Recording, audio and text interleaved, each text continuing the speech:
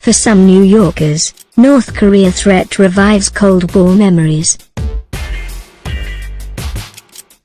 Missiles raining down on New York.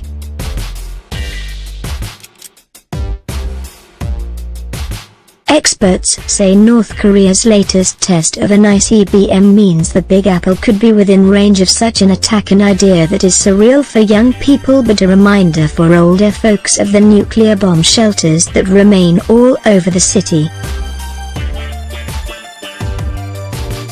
New missile test by North Korea. Nuclear holocaust wasn't quite at the forefront of people's thoughts this weekend in America's biggest city, which boasted more than 17,000 bunkers at the height of the Cold War. Many of those born at the end of the Soviet era or after found it difficult to conceptualize a scenario in which they would be under imminent threat. "We have a base in South Korea and there's an anti-missile defense, so I'm not overly concerned," said Peter Chang, who was born in Taiwan but grew up in the US. "I actually think they're a kind of bluffing. I don't know that threat is necessarily that real," added Rosa, a 26-year-old New Yorker who gave her first name only. Her friend Ellen, also 26, chipped in, "The threat is not super impressive in my mind. I'm not worried that tomorrow North Korea will attack." Older residents generally had a more somber reading of the facts, influenced by the decades-long nuclear standoff between the West and the Soviet bloc when public service messages, drills, and fallout shelters were commonplace. Stephen Kovallenko, a 71-year-old mechanic, said Pyongyang's atomic arsenal and expanding missiles program were making him uneasy. "They've been growing and growing. Nobody was saying anything and now they have it. There's a lot of concerns, but nobody is doing anything."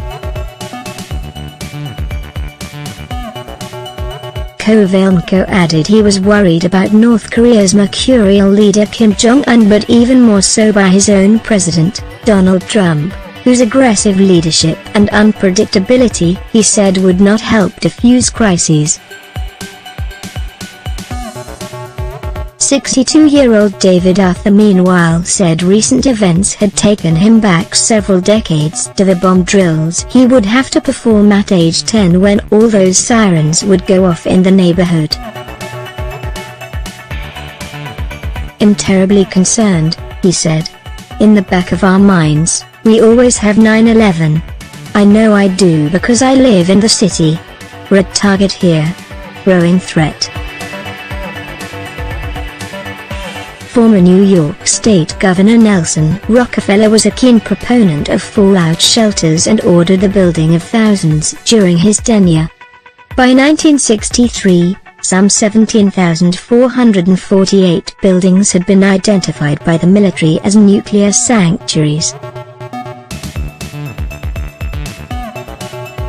They were recognizable by their distinctive signs, with a symbol for radioactivity in black imposed on a yellow background. Dozens remain, but many residents today are clueless about their significance. Arthur said that a former shelter in the basement of his building had since been converted into a laundry room. It now has several windows looking out on the street, offering little of its former protection. "This program hasn't been active for several decades, so it would not be reliable," said Jeffrey Schlegelmilch, Deputy Director at the National Center for Disaster Preparedness at Columbia University's Earth Institute. In recent years, New York has instead preferred disaster response drills, such as the giant Gotham Shield exercise that took place in April and involved the setting up of a field hospital inside a sports stadium. but such simulations envision a scenario in which a suitcase bomb or so-called dirty bomb containing radioactive materials is detonated, not a powerful ICBM. I don't think there's any city or region in the country that is fully prepared or that has really been able to walk down the full range of actions that would have to be taken not only in the direct event of a nuclear attack, added Schlegelmilch, who believes the priority for now is greater public awareness. How do you get people to engage in a conversation about the threat of nuclear war without it seeming like a maybe sitting on some information that they don't know about or creating some kind of fear that is unnecessary? He asks. At best we're just starting to have these conversations.